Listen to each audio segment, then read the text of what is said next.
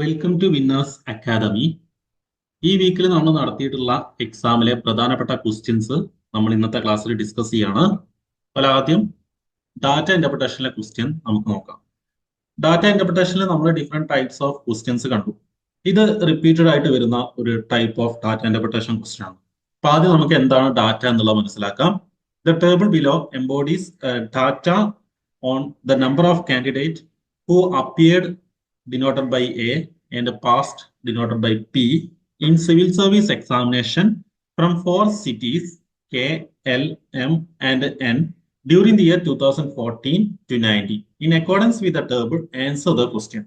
അപ്പൊ എന്താ അവിടെ പറഞ്ഞത്? അതായത് 2014 മുതൽ 2019 വരെ 4 സിറ്റിയില് സിവിൽ സർവീസ് എക്സാമിനേഷൻ അപ്പിയർ ചെയ്തതും പാസ്സായതുമായ കാൻഡിഡേറ്റ്സിന്റെ എണ്ണം ഡാറ്റയാണ് തന്നത്. ഓക്കെ, ഇനി നമുക്ക് ടേബിളിലേക്ക് നോക്കാം. കോളം ഹെഡിങ് ആയിട്ട് സിറ്റീസ് തന്നിട്ടുണ്ട്, K, L, M, N. Row heading ആയിട്ട് ഇയർ ആണ് 2014, 15, 16, 17, 18, 19. ദെൻ ഓരോ സിറ്റിയിലെയും ഓരോ ഇയറിലെയും അപ്പിയർ ചെയ്ത കാൻഡിഡേറ്റ്സിന്റെ എണ്ണവും പാസ്സായ കാൻഡിഡേറ്റ്സിന്റെ എണ്ണവും തന്നിട്ടുണ്ട്. ഓക്കെ, ഇപ്പൊ ഡാറ്റ സിമ്പിൾ ആയിട്ടുള്ള ഡാറ്റയാണ്, നമുക്ക് മനസ്സിലാക്കാൻ എളുപ്പമാണ്. ഇനി ഇതിലെ ഓരോ ക്വസ്റ്റ്യൻസ് നോക്കാം. അപ്പൊ ഇതിലെ ക്വസ്റ്റ്യൻസ് ഒക്കെ നമ്മൾ പെട്ടെന്ന് ചെയ്യാൻ ശ്രമിക്കുക, കാരണം ഇതിലെ ആൻസർ നമുക്ക് എന്തായാലും കിട്ടും. എത്രയും പെട്ടെന്ന് ക്വിക്ക് ആയിട്ട് ആൻസർ ഫൈൻഡ് ഔട്ട് ചെയ്യാൻ ശ്രമിക്കുക. ഓക്കെ, ഇപ്പൊ ഇതിൽ ആദ്യത്തെ ക്വസ്റ്റ്യൻ ഇതാണ്. What is the average number of candidate passed from all the 4 cities in the year 2015? അതായത് സിമ്പിൾ ആയിട്ടുള്ള ഒരു ക്വസ്റ്റ്യൻ ആണ് അല്ലെ. 2015 ഓരോ സിറ്റിയിൽ നിന്നും പാസ് ആയിട്ടുള്ള കാൻഡിഡേറ്റ്സിന്റെ ആവറേജ് ആണ് നമ്മളോട് ഫൈൻഡ് ഔട്ട് ചെയ്യാൻ പറഞ്ഞത് അല്ലെ. അപ്പൊ കെ എന്ന് പറഞ്ഞ സിറ്റിയിൽ 472 കാൻഡിഡേറ്റ്സ് പാസ്സായിട്ടുണ്ട്. എല്ലില് 324, എമ്മില് 480, എന്നില് 840 അല്ലെ. ഇതൊക്കെ ആഡ് ചെയ്തിട്ട് ഡിവൈഡഡ് ബൈ 4 സിറ്റി ആണല്ലോ 4 ചെയ്താൽ നമുക്ക് അതിന് ആവറേജ് കിട്ടും അല്ലെ. ഇപ്പൊ സിമ്പിൾ ആണ്, എളുപ്പത്തിൽ നമുക്ക് ചെയ്യാൻ പറ്റും അല്ലെ. ടോട്ടല് 2116 വരും, ഡിവൈഡഡ് ബൈ 4. അത് പെട്ടെന്ന് തന്നെ അവിടെ നിന്ന് കാൽക്കുലേറ്റ് ചെയ്തിട്ട് ആൻസർ 529 കിട്ടും. അപ്പൊ നമുക്ക് സിമ്പിൾ ആയിട്ട് ആൻസർ കിട്ടുന്ന ഒരു ക്വസ്റ്റ്യൻ ആണ് കേട്ടോ. അപ്പൊ ഇത് പറയാൻ കാരണം നമുക്ക് പ്രധാനമായിട്ടും ഈ ഡാറ്റ ഇന്റർപ്രിട്ടേഷൻ ക്വസ്റ്റ്യനില് ആവറേജ് കാണാൻ പറയും, പെർസെന്റേജ് കാണാൻ പറയും. ഇതാണ് മെയിൻ ആയിട്ട് നമ്മളോട് പറയാം അല്ലെ. നമുക്ക് കൂടുതൽ ടൈം എടുക്കുന്ന 2 കാര്യങ്ങൾ ഇത് കാൽക്കുലേറ്റ് ചെയ്യാനാണ്. ഇത് കൂടുതലായിട്ട് പ്രാക്ടീസ് ചെയ്ത് പഠിക്കണം.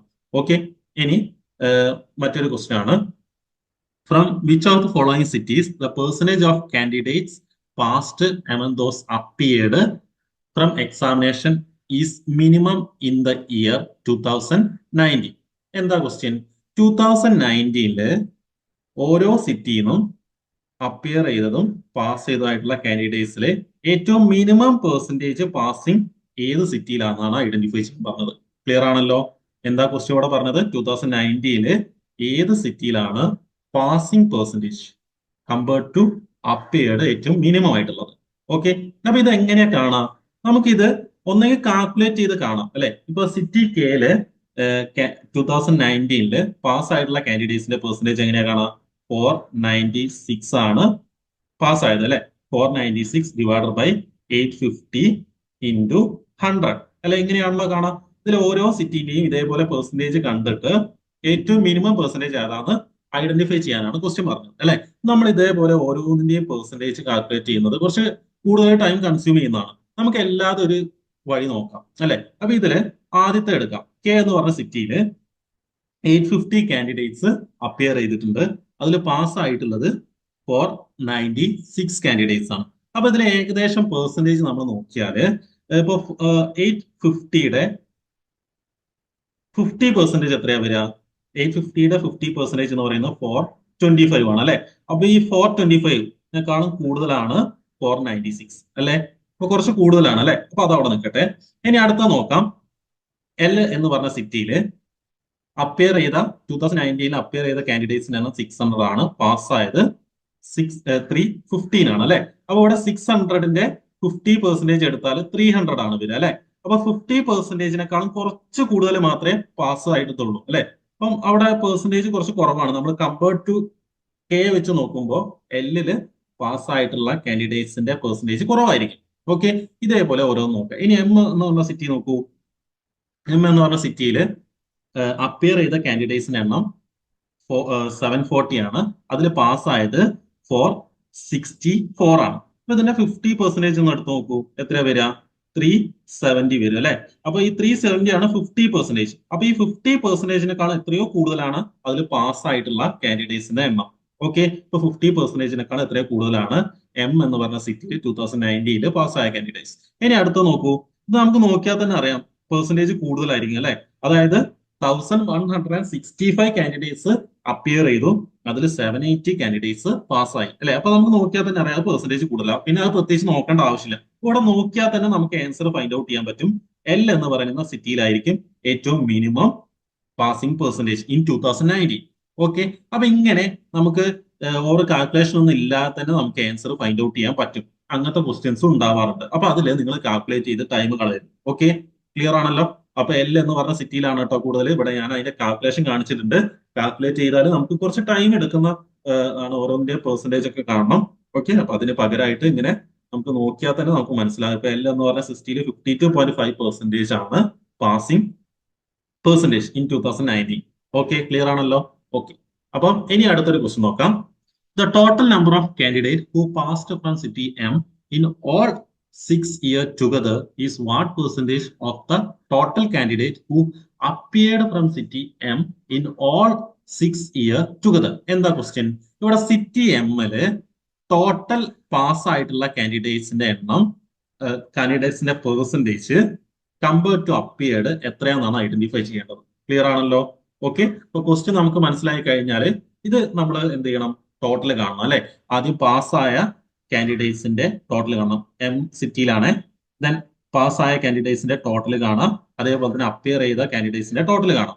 ദെൻ പാസ്സായ കാൻഡിഡേറ്റ്സിന്റെ എണ്ണം ഡിവൈഡഡ് ബൈ അപ്പിയർ ചെയ്ത കാൻഡിഡേറ്റ്സിന്റെ എണ്ണം ഇൻറ്റു 100 ചെയ്താൽ നമുക്ക് ആൻസർ കിട്ടും. ഓക്കെ, ഇപ്പൊ ഇവിടെ ഒറ്റൊരു പെർസെന്റേജ് കാണാനുള്ള കാൽക്കുലേഷൻ മാത്രമാണ് വരിക അല്ലെ. അപ്പൊ ഇവിടെ എം സിറ്റിയിൽ ടോട്ടൽ പാസ് ആയിട്ടുള്ള കാൻഡിഡേറ്റ്സിന്റെ എണ്ണം നമുക്ക് ആഡ് ചെയ്താൽ 2564 കിട്ടും. അപ്പിയർ ചെയ്ത കാൻഡിഡേറ്റ്സിന്റെ എണ്ണം 4275 കിട്ടും. ഓക്കെ, അപ്പൊ അതിന്റെ പെർസെന്റേജ് എങ്ങനെയാണ് കാണാം? പെർസെന്റേജ് കാണാൻ പാസ് ആയിട്ടുള്ള കാൻഡിഡേറ്റ്സിന്റെ എണ്ണം 2564 ഡിവൈഡഡ് ബൈ 4275 ഇൻറ്റു 100 അല്ലെ. ഇത് ചെയ്താല് അറൌണ്ട് 59.9%, അതായത് 60% എന്നുള്ള ആൻസർ കിട്ടും. ഓക്കെ, അപ്പൊ ഇത് പെർസെന്റേജ് ഒക്കെ പെട്ടെന്ന് കാണാൻ ശ്രമിക്കണേ. അത് കാണാനുള്ള ഒരു വഴി ഞാൻ ഇതിന് മുന്നേ പറഞ്ഞിട്ടുണ്ട്. അതായത് ഇപ്പൊ 4275 ആണ് അല്ലെ. അപ്പൊ അതില് എത്ര പെർസെന്റേജ് ആണ് 2564 എന്നാണ് കാണേണ്ടത് അല്ലെ. അപ്പൊ 4275ന്റെ 10% എന്ന് പറയുന്നത് 427.5 ആയിരിക്കും അല്ലെ. നമുക്ക് എന്ത് ചെയ്താൽ മതി? ഏകദേശം നമ്മൾ ഓപ്ഷൻ വെച്ചിട്ട് ആദ്യം 60 കൊണ്ട് ഒന്ന് മൾട്ടിപ്ലൈ ചെയ്ത് നോക്കിയാൽ മതി അല്ലെ. അപ്പൊ അറൌണ്ട് ഇത് കിട്ടും. ഈ ഒരു അറൌണ്ട് ആയിട്ടുള്ള ആൻസർ കിട്ടും. ഓക്കെ, ഇനി അതല്ലെങ്കിൽ നമ്മൾ കാൽക്കുലേറ്റ് ചെയ്ത് 60 വെച്ചിട്ട് ചെറിയ ഡിഫറൻസ് ഉണ്ടെങ്കിൽ അത് ഏറ്റവും അടുത്ത് വരുന്നത് നമുക്ക് പെട്ടെന്ന് ഐഡന്റിഫൈ ചെയ്യാൻ പറ്റും. അപ്പൊ ഇവിടെ ആൻസർ വരുന്നത് 60% ആണ് കേട്ടോ. ഓക്കെ, പെർസെന്റേജ് കാണാനുള്ള ക്വസ്റ്റ്യൻസ് ഡാറ്റ ഇന്റർപ്രിട്ടേഷൻ എന്തായാലും ഉണ്ടാവും. അത് റിപ്പീറ്റഡ് ആയിട്ട് ചെയ്ത് പഠിക്കുകയാണ് വേണ്ടത്. ഓക്കെ, ദെൻ മറ്റൊരു ക്വസ്റ്റ്യൻ ആണ്, what is the difference between total candidate who appeared and total candidate who passed from city K in all the 6 years together? Simple ആയിട്ടുള്ള ഒരു ക്വസ്റ്റ്യൻ ആണ് അല്ലെ. അതായത് സിറ്റി കെയില് ടോട്ടൽ അപ്പിയർ ചെയ്ത കാൻഡിഡേറ്റ്സിന്റെയും ടോട്ടൽ പാസ്സായ കാൻഡിഡേറ്റ്സും നമ്മുടെ ഡിഫറൻസ് എത്രയാണ്? ഓക്കെ, അതെന്താ ചെയ്യേണ്ടത്? അപ്പിയർ ചെയ്ത കാൻഡിഡേറ്റ്സിന്റെ ടോട്ടൽ കാണാം അല്ലെ. അതേപോലെ തന്നെ പാസ്സായ കാൻഡിഡേറ്റ്സിന്റെ ടോട്ടലും കാണാം. ദെൻ അത് ടോട്ടൽ കണ്ടിട്ട് ഡിഫറൻസ് ഐഡന്റിഫൈ ചെയ്യാം അല്ലെ. അപ്പൊ ഡിഫറൻസ് 2090 വരും ആൻസർ ആയിട്ട് കേട്ടോ. ഓക്കെ, ഇത് സിമ്പിൾ ആയിട്ടുള്ള ഒരു ക്വസ്റ്റ്യൻ ആണ്. ദെൻ മറ്റൊരു question, what is the percentage rice in number of candidates who passed from city K from the year 2017 to 2018 അല്ലെ. എന്താ ക്വസ്റ്റ്യൻ? പെർസെന്റേജ് ഓഫ് റൈസ് ആണ് കാണാൻ പറഞ്ഞത് അല്ലെ. എത്ര പെർസെന്റേജ് ഇൻക്രീസ് ചെയ്തിട്ടുണ്ട് എന്നാണ് ഐഡന്റിഫൈ ചെയ്യാൻ പറഞ്ഞത്. ഇനി എന്താണ് കാണേണ്ടത്? സിറ്റി കെയില് പാസ് ആയിട്ടുള്ള കാൻഡിഡേറ്റ്സ് ഫ്രം 2017 to 2018 എത്ര പെർസെന്റേജ് ഇൻക്രീസ് ചെയ്തിട്ടുണ്ട് എന്നാണ് കാണേണ്ടത് അല്ലെ. അപ്പൊ സിറ്റി കെ എടുക്കാം. സിറ്റി കെയില് 2017 പാസ് ആയിട്ടുള്ള കാൻഡിഡേറ്റ്സിന്റെ എണ്ണം 360 ആണ്. 2018 ആയപ്പോ അത് 504 ആയി അല്ലെ. അപ്പൊ അതിന്റെ ഡിഫറൻസ് ആദ്യം ഐഡന്റിഫൈ ചെയ്യുക. ഡിഫറൻസ് വരുന്നത് 144 ആണ് വരിക അല്ലെ. 144 ആണ് ഡിഫറൻസ് വരിക. ഡിവൈഡർ ബൈ ഇനീഷ്യൽ ഇയർ 2000 ഇയറിലെ പാസ്സായിട്ടുള്ള കാൻഡിഡേറ്റ്സിന്റെ എണ്ണം 360 ആണ്. ഇൻറ്റു 100 ചെയ്താൽ മതി.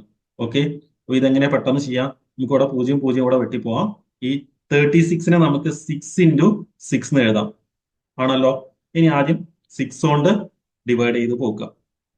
6 14 2 തവണ പോവും. ദെൻ 24 ആണ് ബാക്കി വരിക. 24 6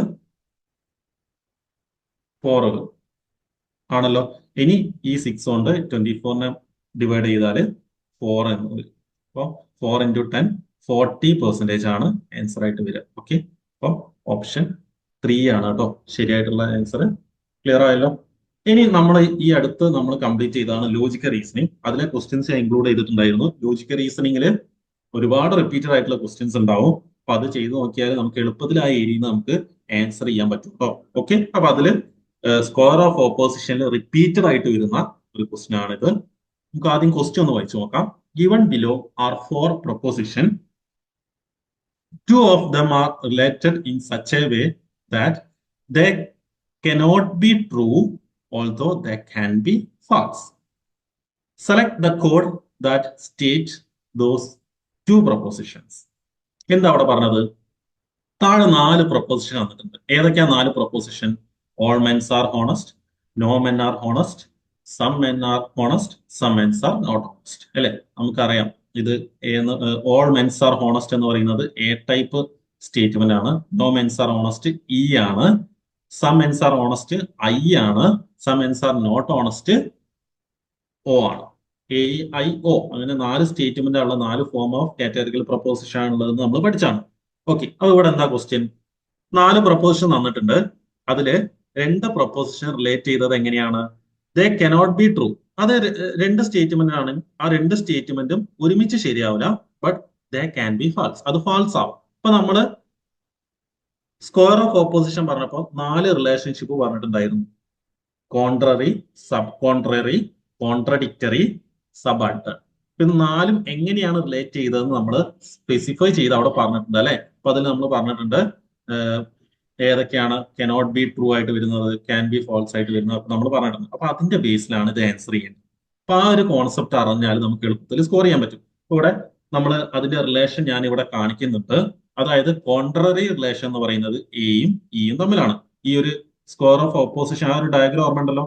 എ ഇ ഐ ഒ അങ്ങനെ എഴുതി. എയും ഇയും തമ്മിലുള്ളത് കോൺട്രറി ആണ്. ഐയും ഒയും തമ്മിലുള്ളത് സബ് കോൺട്രറി ആണ്. എയും ഒയും തമ്മിലുള്ളതും ഇയും ഐയും തമ്മിലുള്ളതും കോൺട്രഡിക്ടറി ആണ്. അതേപോലെ തന്നെ എയും ഐയും തമ്മിലുള്ള സബാൾട്ടേൺ ആണ്. ഇയും ഒയും തമ്മിലുള്ളത് സബാൾട്ടേൺ ആണ് അല്ലെ. അപ്പൊ ഇത് ഓരോന്നിന്റെ റിലേഷൻഷിപ്പ് നമ്മൾ പറഞ്ഞു. കോൺട്രറി സ്റ്റേറ്റ്മെന്റിന്റെ പ്രത്യേകത എന്താണ്? Both cannot be true, both can be false അല്ലെ. 2 സ്റ്റേറ്റ്മെന്റും ഒരുമിച്ച് വരികയാണെങ്കിൽ അത് രണ്ടും എന്താവില്ല, ശരിയാവില്ല. ബട്ട് രണ്ടും തെറ്റാവാനുള്ള ചാൻസ് ഉണ്ട്. അതേപോലെ തന്നെ സബ് കോൺട്രറിന്റെ കേസിൽ ബോത്ത് ക്യാൻ ബി ട്രൂ, രണ്ടും ശരിയാവാം. But both cannot be false, രണ്ടും തെറ്റാവില്ല. അതായത് അതിന്റെ അർത്ഥം എന്താണ്? ഒന്ന് തെറ്റാവുമ്പോൾ മറ്റൊന്ന് ശരിയായിരിക്കും. അതേപോലെ തന്നെ കോൺട്രഡിക്ടറി റിലേഷൻഷിപ്പിന്റെ പ്രത്യേകത എന്താണ്? ബോത്ത് കനോട്ട് ബി ട്രൂ, രണ്ടും ശരിയാവില്ല, രണ്ടും തെറ്റും ആവില്ല. ഓക്കെ, രണ്ടും ശരിയാവില്ല, രണ്ടും തെറ്റാവില്ല. അതായത് ഒന്ന് ശരിയാണ്, മറ്റേത് തെറ്റായിരിക്കും. ഒന്ന് തെറ്റാണ്, മറ്റേത് ശരിയായിരിക്കും. ഓക്കെ, സബാൾട്ടേന്റെ കേസിൽ both can be true, both can be false ആണ്. രണ്ടും ശരിയാവും, രണ്ടും തെറ്റും ആവും. അപ്പൊ ഈ കോൺസെപ്റ്റ് നിങ്ങൾക്ക് ക്ലിയർ ആയാൽ ഇത് ആൻസർ ചെയ്യാൻ പറ്റും. ഓക്കെ, അപ്പൊ ഇവിടെ പറഞ്ഞത് എന്താണ് ക്വസ്റ്റ്യനില്? 2 സ്റ്റേറ്റ്മെന്റ് റിലേറ്റ് ചെയ്തത് ഈ ഒരു വേയിലൂടെയാണ്. അതെങ്ങനെയാണ്? അത് രണ്ടും ട്രൂ ആവരുത്, രണ്ടും ട്രൂ ആവരുത്. Both cannot be true, also they can be false, അത് ഫാൾസ് ആവും. അപ്പൊ ആ റിലേഷൻ ഏതാണ്? കോൺട്രറി റിലേഷൻ ആണ്. ഇങ്ങനെയാണ് ഐഡന്റിഫൈ ചെയ്യേണ്ടത് കേട്ടോ. കോൺട്രറി റിലേഷൻഷിപ്പിലാണ് പറഞ്ഞത് both cannot be true, both can be false. ഇപ്പൊ കോൺട്രറി റിലേഷൻഷിപ്പ് ഏതാണ്? എയും ഇയും തമ്മിലുള്ള റിലേഷൻ ആണ് കോൺട്രറി റിലേഷൻ. എയും ഇയും തമ്മിലുള്ള റിലേഷൻ ആണ് കോൺട്രറി റിലേഷൻ. അപ്പൊ ഇതില് എ ഫോം ഏതാണ്? All mens are honest. E ഏതാണ്? No mens are honest. അപ്പൊ ഇത് രണ്ടും തമ്മിലുള്ള റിലേഷൻ ആണ് കോൺട്രറി. ഇതിന്റെ പ്രത്യേകത both cannot be true, they can be false. Okay, ഇവിടെ ആൻസർ വരുന്നത് ഓപ്ഷൻ 1 ആണ്. A and B only. അപ്പൊ എങ്ങനെയാണ് ആൻസർ ഫൈൻഡ് ഔട്ട് ചെയ്യാന്നുള്ളത് ക്ലിയർ ആയല്ലോ.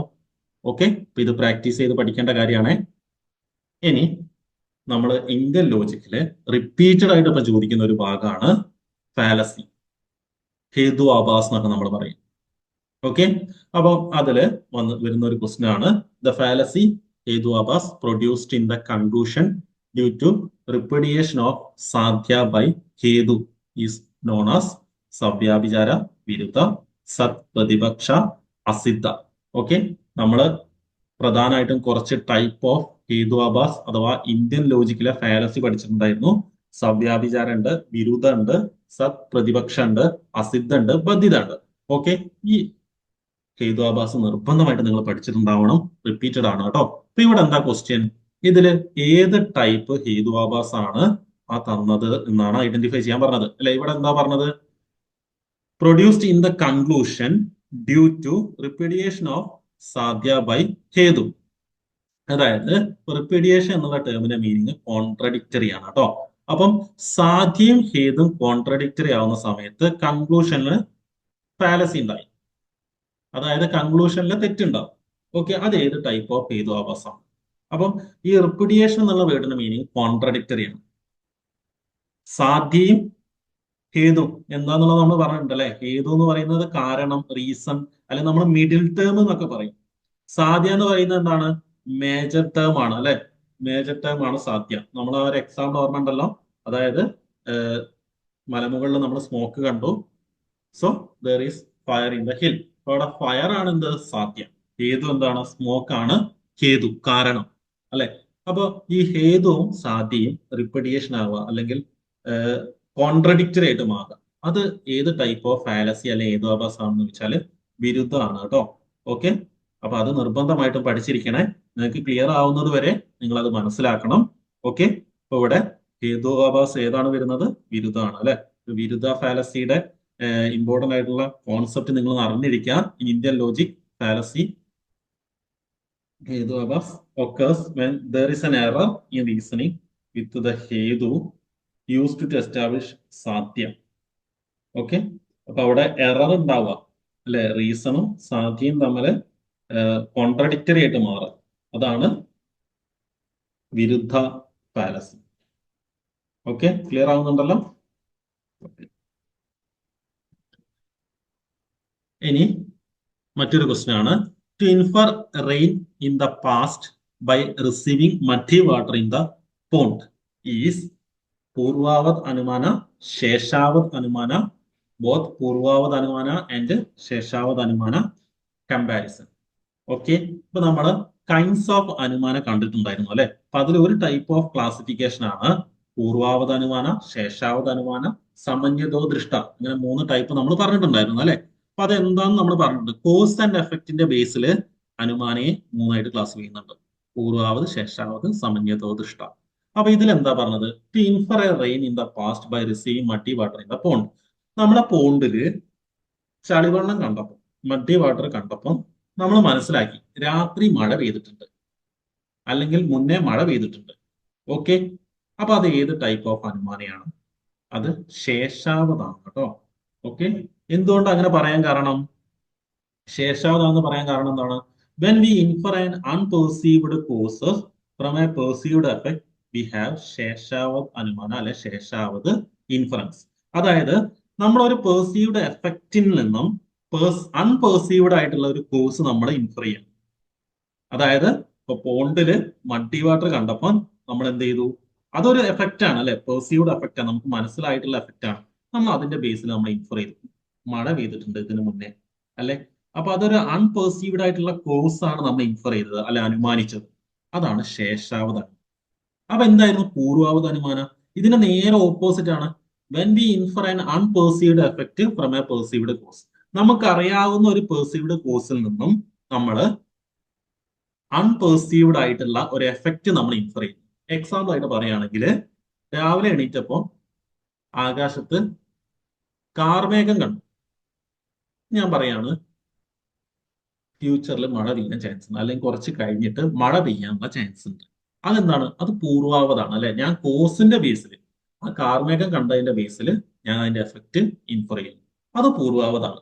ശേഷാവത് നേരെ ഓപ്പോസിറ്റ് ആണ് കേട്ടോ. ഇവിടെ ആൻസർ വരുന്നത് ശേഷാവത് അനുമാനയാണ്, പഠിച്ചു വെക്കണേ. ഓക്കെ, ഇനി ഇമ്പോർട്ടന്റ് ആയിട്ടുള്ള മറ്റൊരു ക്വസ്റ്റ്യൻ ആണ്, what is the sequential order of comprehensible sentences in Nyaya philosophy. Nyaya philosophy എന്താന്ന് നമ്മൾ പറഞ്ഞിട്ടുണ്ടായിരുന്നു. അപ്പൊ ഈ ന്യായ ഫിലോസഫി പ്രകാരം കോംപ്രഹെൻസിബിൾ സെന്റൻസിന്റെ സീക്വൻഷ്യൽ ഓർഡർ ഐഡന്റിഫൈ ചെയ്യാനാണ് പറഞ്ഞത്. ഇപ്പൊ കോംപ്രഹെൻസിബിൾ സെന്റൻസ് ഉണ്ട്, അതിന്റെ സീക്വൻഷ്യൽ ഓർഡർ അവിടെ തന്നിട്ടുള്ളത് ആകാംക്ഷ, യോഗ്യത, താത്പര്യ, സന്നിധി. അപ്പൊ ഇതിന്റെ ഓർഡർ ഐഡന്റിഫൈ ചെയ്യാനാണ് പറഞ്ഞത്. അപ്പൊ ഇതൊന്ന് കാണപ്പാടൊന്ന് പഠിച്ചു വെക്കുക കേട്ടോ. ന്യായ ഫിലോസഫി പ്രകാരം കോംപ്രഹെൻസിബിൾ സെന്റൻസിന് 4 സ്റ്റേജ് ആണുള്ളത്. ഒന്ന് ആകാംക്ഷ അല്ലെങ്കിൽ എക്സ്പെക്ടേഷൻ, ദെൻ യോഗ്യത അല്ലെങ്കിൽ കമ്പാറ്റിബിലിറ്റി, പഠിച്ചു നോക്കണേ. സന്നിധി, പ്രോക്സിമിറ്റി എന്നാണ് പറയാം. താത്പര്യ, ഇന്റൻഷൻ. അപ്പൊ അവിടെ ആൻസർ വരുന്നത് ഒന്നാമത്തെ ഓർഡർ, ഒന്നാമത്തെ സ്റ്റേജ് ആകാംക്ഷ, യോഗ്യത, സന്നിധി, ലാസ്റ്റ് താത്പര്യം. ഓക്കെ, അപ്പൊ അത് പഠിച്ചു വെക്കണേ. അപ്പൊ ഇങ്ങനെ പഠിച്ചു വെക്കാം. ന്യായ ഫിലോസഫി പ്രകാരം ഒന്നാമത് വരുന്ന എ തന്നെയാണ് അല്ലെ, ആൽഫബറ്റിക് ഓർഡറിലെ എ. ദെൻ പിന്നെ വരുന്നത് ഏറ്റവും ലാസ്റ്റ് വരുന്നത് pi, then S T. Okay, അപ്പം ആകാംക്ഷ, യോഗ്യത, താത്പര്യ, സന്നിധി, താത്പര്യ. ഓക്കെ, ഇതാണ് ആ സീക്വൻഷ്യൽ ഓർഡർ കേട്ടോ. ന്യായ ഫിലോസഫി പ്രകാരം കോംപ്രഹെൻസിബിൾ സെന്റൻസിന്റെ റിപ്പീറ്റഡ് ക്വസ്റ്റൻ ആണ്. അപ്പൊ ഇത്രയാണ് നമുക്ക് ലോജിക്കൽ റീസണിംഗിലുള്ളത്. ഇനി കമ്മ്യൂണിക്കേഷനിൽ ചോദിച്ചിട്ടുള്ള കുറച്ച് ക്വസ്റ്റ്യൻ നമുക്ക് പെട്ടെന്ന് ഡിസ്കസ് ചെയ്ത് പോകാം അല്ലെ. അപ്പൊ കമ്മ്യൂണിക്കേഷനിൽ റിപ്പീറ്റഡ് ആയിട്ട് ബാരിയേഴ്സിനെ കുറിച്ചുള്ള ക്വസ്റ്റ്യൻസ് ഉണ്ടാവാറുണ്ട്. ഓക്കെ, അപ്പൊ ഇത് അതുപോലുള്ള ഒരു ക്വസ്റ്റ്യൻ ആണ്. ഇപ്പൊ ഇവിടെ 2 കോളം തന്നിട്ടുണ്ട്. ഒന്നാമത്തെ കോളത്തിൽ example of communication barrier, then ഏത് ടൈപ്പ് ഓഫ് കമ്മ്യൂണിക്കേഷൻ ബാരിയർ ആണ് ഐഡന്റിഫൈ ചെയ്യുന്നത്. അപ്പൊ ബാരിയർ റിപ്പീറ്റഡ് ആയിട്ടുള്ളതാണ്, നിർബന്ധമായിട്ട് പഠിച്ചു വെക്കണം. ഓക്കെ, കമ്മ്യൂണിക്കേഷൻ സിമ്പിൾ ആണ്, പക്ഷെ ആ ഭാഗത്തു നിന്ന് ഈ അടുത്തായിട്ട് കുറച്ച് ഡിഫിക്കൽട്ട് ആയിട്ട് ചോദ്യങ്ങൾ ചോദിക്കാറുണ്ട്. അപ്പൊ അതിലെ കോൺസെപ്റ്റുകളൊക്കെ ക്ലിയർ ആയാലും നമുക്ക് മാർക്ക് സ്കോർ ചെയ്യാൻ പറ്റും. ഓക്കെ, ഇവിടെ നോക്കാം. എക്സാമ്പിൾ ഓഫ് കമ്മ്യൂണിക്കേഷൻ ബാരിയർ, അതിൽ ഒന്നാമത്തെ എക്സാമ്പിൾ ആയിട്ട് പറഞ്ഞത് unclear printing in news paper. News പേപ്പറിൽ പ്രിന്റ് ചെയ്തതിൽ ക്ലാരിറ്റി കുറവുണ്ട്. അത് ഏത് ടൈപ്പ് ഓഫ് ബാരിയർ ആണ്? അത് ഫിസിക്കൽ നോയിസ് മെസ്സേജ് ആണ് കേട്ടോ. അതായത് ഫിസിക്കൽ ആയിട്ട് വരുന്ന ബാരിയർ ആണ്.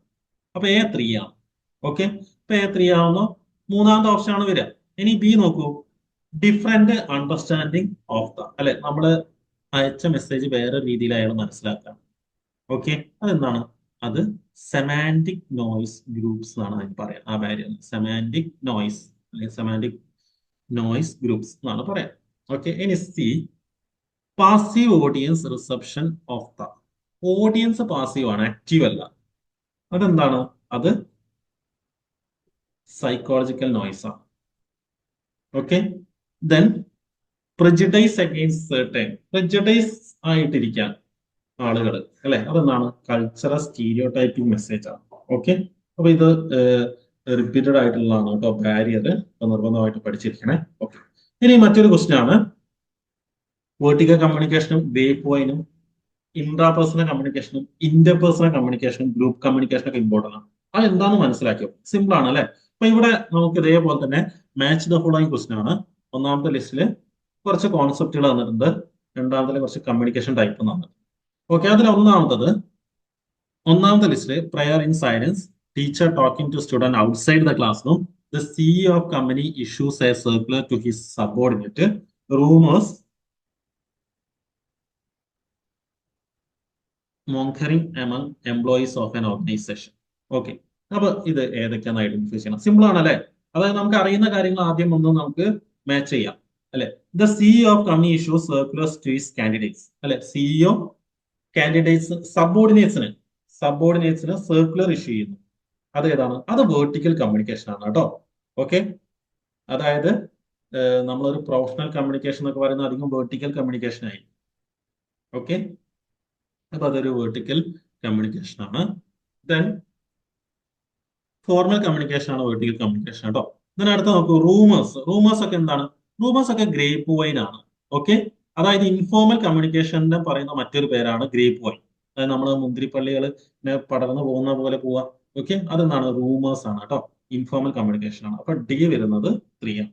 ഇനി teacher talking to students outside the class room. Class റൂമിന് പുറത്ത് വെച്ചിട്ട് ടീച്ചർ കുട്ടികളോട് സംസാരിക്കുക. എന്താണ് interpersonal communication. Okay, then ആദ്യത്തത് പ്രയർ ഇൻ സൈലൻസ് എന്നാണ്, ഗ്രൂപ്പ് കമ്മ്യൂണിക്കേഷൻ ആണ് കേട്ടോ. ക്ലിയർ ആവുന്നുണ്ടല്ലോ? ഓക്കെ, അപ്പം ഇവിടെ എന്താ പഠിക്കേണ്ടത്? ടൈപ്സ് ഓഫ് കമ്മ്യൂണിക്കേഷൻ, ഓരോ കോൺസെപ്റ്റും നിർബന്ധമായിട്ട് പഠിക്കാം. Formal communication, informal communication, mass communication, interpersonal communication, intrapersonal communication, ഇതൊക്കെ പഠിച്ചു വെക്കാം. ഓക്കെ, ഇനി ടീച്ചിങ് ആപ്റ്റിറ്റ്യൂഡിൽ ചോദിച്ചുള്ള കുറച്ച് ക്വസ്റ്റ്യൻസ് കൂടി ഞാൻ ഇൻക്ലൂഡ് ചെയ്തിട്ടുണ്ട്. അതിലെ ഒന്നാമത്തെ question level of teaching important ആണ്, റിപ്പീറ്റഡ് ആണ്. ഓക്കെ, ഇപ്പൊ ഇവിടെ പറഞ്ഞ ക്വസ്റ്റ്യൻ എന്താണ്? In which level of teaching there is an optimal scope for cognitive interchange requiring analysis and synthesis. അല്ലെ, ഏറ്റവും ഒപ്റ്റിമൽ സ്കോപ്പ് കോഗ്നിറ്റീവ് ഇന്റർചേഞ്ചിന് ആവശ്യമായിട്ടുള്ള അനാലിസിസും സിന്തസിസും ചെയ്യാൻ ഒപ്റ്റിമായിട്ടുള്ള സ്കോപ്പ് തരുന്നത് ഇത് ലെവൽ ഓഫ് ടീച്ചിങ് ആണ്. അത് റിഫ്ലക്റ്റീവ് ലെവലാണ്, ഏറ്റവും ഹയർ ലെവലിലാണ് അതിനുള്ള ഒരു ചാൻസ് ഉള്ളത് കേട്ടോ. അനാലിസിസും സിന്തസിസും ഒക്കെ ആവശ്യമായിട്ട് വരുന്ന സ്റ്റേജ് എന്ന് പറയുന്നത് റിഫ്ലക്റ്റീവ് ലെവൽ ഓഫ് ടീച്ചിങ് ആണ്. ദെൻ ടെസ്റ്റുകളെ കുറിച്ചുള്ള ഒരു ക്വസ്റ്റ്യൻ ആണ്, അല്ലെങ്കിൽ അസസ്മെന്റ് ഇവാലുവേഷൻ മെത്തേഡുകളെ കുറിച്ചുള്ള ക്വസ്റ്റ്യൻ ആണ്.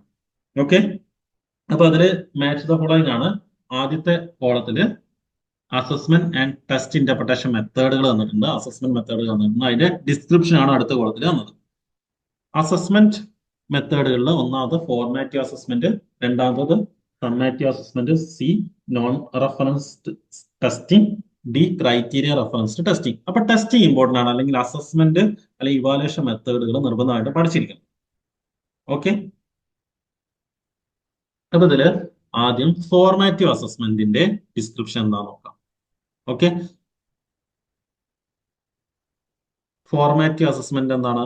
നമ്മൾ പറഞ്ഞിട്ടുണ്ട്, ഒരു അക്കാദമിക് ഇയറിൽ ഡ്യൂറിംഗ് ദ അക്കാദമിക് ഇയറിൽ നടക്കുന്ന അസസ്മെന്റ് ആണ് ഫോർമാറ്റീവ് അസസ്മെന്റ്. അത് സ്റ്റുഡൻസിനെ ഇംപ്രൂവ് ചെയ്യാൻ വേണ്ടിയിട്ടാണ് അല്ലെ. ഇനി സമ്മേറ്റീവ് അസസ്മെന്റ് എന്ന് പറഞ്ഞാൽ ഒരു സെമ്മിന്റെ അവസാനമോ അല്ലെങ്കിൽ ഒരു വർഷത്തിന്റെ അവസാനമോ റാങ്ക് നിർണ്ണയിക്കാൻ വേണ്ടിയിട്ട് അല്ലെങ്കിൽ ഹയർ സ്റ്റഡീസിനൊക്കെ വേണ്ടിയിട്ട് കണ്ടക്ട് ചെയ്യുന്ന അസസ്മെന്റ് ആണ് സമ്മേറ്റീവ് അസസ്മെന്റ് അല്ലെ. ഇപ്പൊ ഇവിടെ ഫോർമാറ്റീവ് അസസ്മെന്റ് ഡിസ്ക്രിപ്ഷൻ എന്താ വരിക? The intention in evaluation is to identify the scope of improvement. അല്ലെ, സ്റ്റുഡൻസിന് ഇംപ്രൂവ്മെന്റ് വേണ്ടിയിട്ടാണ് ഇവാലുവേഷൻ നടത്തുന്നതെങ്കിൽ അത് ഫോർമാറ്റീവ് ആണ് കേട്ടോ.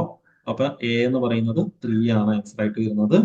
Then B summative assessment. ഏതാ അതിൽ വരിക? Summative assessment evaluation is in the form of judgement to be used for at least immediate ഫ്യൂച്ചറിൽ, അല്ലെ നമ്മുടെ ഫ്യൂച്ചറിലേക്ക് വേണ്ടിയിട്ട് നടത്തുന്ന അസസ്മെന്റ് ആണ്, സമ്മേറ്റീവ് അസസ്മെന്റ് ആണ് കേട്ടോ.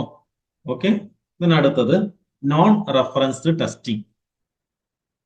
The test data help us to determine students rank. Student rank ഒക്കെ നിർണ്ണയിക്കാനായിട്ട് ബന്ധപ്പെടുന്നതാണ്. അത് നോൺ റെഫറൻസ്ഡ് ആണ്, റാങ്ക് കണ്ടെത്താം. ഓക്കെ, അതെന്താണ്? നോൺ റെഫറൻസ്ഡ് ടെസ്റ്റിംഗ്. ഇനി ക്രൈറ്റീരിയ റെഫറൻസ്ഡ് ടെസ്റ്റിംഗ് ആണ് ഇത്. The test data tell us about students level of proficiency. സ്റ്റുഡൻസിന്റെ ലെവൽ ഓഫ് പ്രൊഫിഷ്യൻസി മനസ്സിലാക്കാൻ വേണ്ടിയിട്ട് നടത്തുന്ന ക്രൈറ്റീരിയ റെഫറൻസ്ഡ് ടെസ്റ്റ്. ഒരു ക്രൈറ്റീരിയയുടെ ബേസിൽ ടെസ്റ്റിംഗ് ഇവാലുവേറ്റ് ചെയ്യാം. ഓക്കെ, ഇവിടെ ആൻസർ വരുന്നത് രണ്ടാമത്തെ ഓപ്ഷൻ ആണ് കേട്ടോ. ഇനി റിസർച്ച് ആപ്റ്റിറ്റ്യൂഡിലെ കുറച്ച് ക്വസ്റ്റ്യൻസ് ഇൻക്ലൂഡ് ചെയ്തിട്ടുണ്ട്. ഒന്നാമതാണ്, what is the usual sequence of steps in scientific method. Scientific മെത്തേഡില്, റിസർച്ചിലെ സയന്റിഫിക് മെത്തേഡിലുള്ള usual sequence of steps identify ചെയ്യാമെന്ന് പറഞ്ഞത് അല്ലെ. ഇമ്പോർട്ടന്റ് ആണ് കേട്ടോ.